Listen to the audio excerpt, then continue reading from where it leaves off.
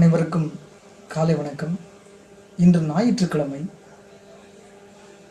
September 7ஆம் தேதி. சமஸ்கிருத அறிஞர் தத்துவ ஞானி கோபிநாத் கவிராஜ். சமஸ்கிருதம் என்ற ஒரு மொழி இருக்குது.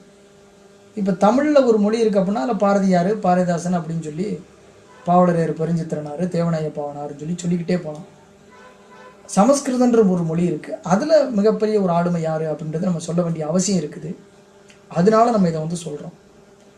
அதில் சமஸ்கிருத அறிஞர் தத்துவ ஞானி கோபிநாத் கவிராஜ் என்று ஒருத்தர் இருக்கார். அவர் தான் இன்றைக்கி பிறந்திருக்கிறார். சும்மா இருக்க மாட்டாமல் ஞாயிற்றுக்கிழமை பிறந்திருக்கிறாரு, செப்டம்பர் 7ஆம் தேதி. சமஸ்கிருத அறிஞரும் தத்துவ ஞானியுமான பண்டிட் கோபிநாத் கவிராஜ் பிறந்த தினம் என்று. வங்கதேச தலைநகர் தாக்கா அருகே உள்ள தாம்ரே கிராமத்தில் 1887 பிறந்தார். தத்துவ ஞானியான தந்தை இவர் பிறக்கும் முன்பு இறந்து விட்டார். சிறு வயதிலேயே தாயையும் இழந்த இவர் மாமாவின் பராமரிப்பில் வளர்ந்தார். எனத்துக்கு அப்படியே ஒரு மகிழ்ச்சி தான். சொந்த கிராமத்திலும் பிறகு தாக்காவிலும் பள்ளி படிப்பை முடித்தார். சிறு வயதிலேயே சமஸ்கிருதம், ஆங்கிலத்தில் அதிக ஆர்வம் கொண்டிருந்தார்.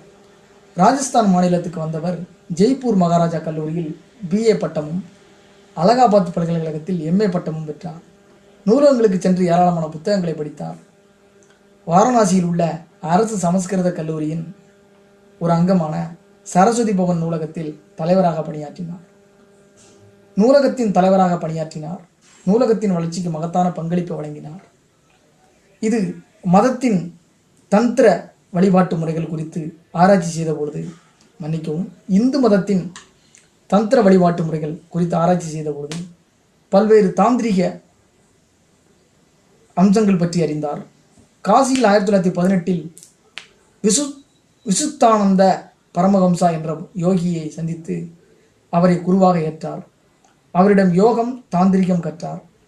யோகியாக, தாந்திரிக ஞானியாக விளங்கிய இவர் படைப்பாற்றல் மிக்கவராகவும் விளங்கினார். விசுத்த வாணி மற்றும் அகண்ட மகாயோக், பாரதிய சன்ஸ்கிருதி கி சாதனா, தாந்திரிக சாகித்ய உட்பட பல நூல்களை படைச்சிருக்கிறார். எல்லாம் ஹிந்தி தான், இப்போ சமஸ்கிருதம் தான்.